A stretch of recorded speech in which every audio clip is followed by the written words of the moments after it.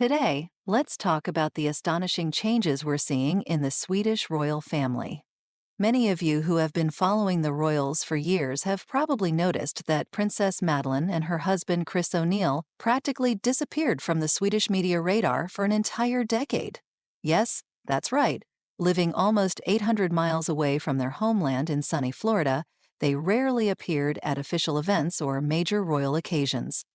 But for over a year now, the princess's family has been living back in Stockholm, and we're witnessing a real transformation, especially when it comes to Chris. Just last week, something happened that truly shook the public. After being absent for 9 years, Madeline and Chris finally took part in the traditional birthday celebration of the king, standing on the palace balcony. Remember the image of Chris O'Neill that's been etched in our minds all these years? Reserved, avoiding the press, always staying in the background behind his wife?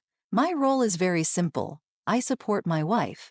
That's the task I manage as Mr. Christopher O'Neill, he once said in an interview with King magazine. That's why it was such a surprise when he declined a royal title back in 2013. But what did we see on the balcony of the royal palace on the king's 79th birthday? Completely different Chris, smiling, full of energy, actively engaging with the family. He practically stole the show, making his daughters, Princess Lenore and Princess Adrienne, laugh over and over again. What a contrast to the other royal family members who maintained more composed behavior. For the children who grew up in Florida, this was a special moment. Just imagine, Prince Nicholas and Princess Adrienne were taking part in such a celebration for the very first time. They had never seen their grandfather, the king's birthday, being celebrated like this before.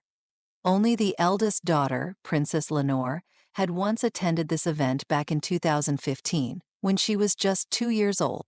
What's especially curious is Chris's symbolic position on the balcony. He stood on the far left edge, an accurate reflection of his place in the royal family. A man who has always preferred to stay out of the spotlight when it comes to royal duties. But despite that placement, his energy was so infectious that it was impossible not to notice him. Since moving back to Stockholm last summer, we've seen more of him than ever before. He drew all the attention at the Nobel Prize ceremony and spent an entire day in front of the cameras during the ceremonial opening of the Riksdag session. And what's more, in the past few months, Chris has popped up in the most unexpected places.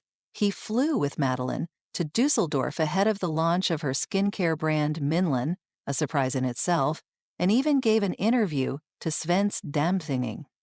Shortly after, he accompanied Madeleine again to Germany and even participated in an onstage interview with his wife.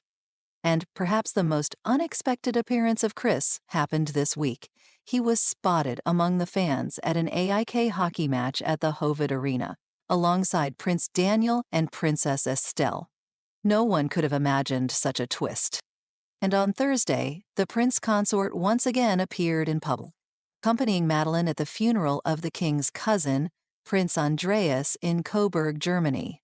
And once again, this appearance had not been pre-announced by the royal court. So what's behind all these changes? Perhaps the move to Stockholm truly marked a turning point for Chris O'Neill. When the family lived in Florida, the great distance and the ocean between them and royal life made it quite reasonable to turn down participation in official events. But now that they're living just steps away from the palace, it has become much harder to avoid royal responsibilities. We also can't ignore how happy Princess Madeleine seems to finally be back home and involved in family traditions again. For nearly a decade, she watched celebrations from afar, longing for her homeland.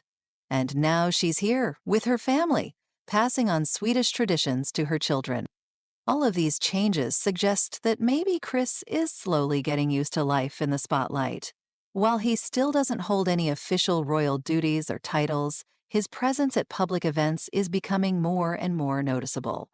It's a kind of compromise. He remains a private citizen and a businessman, but still supports his wife and her royal role.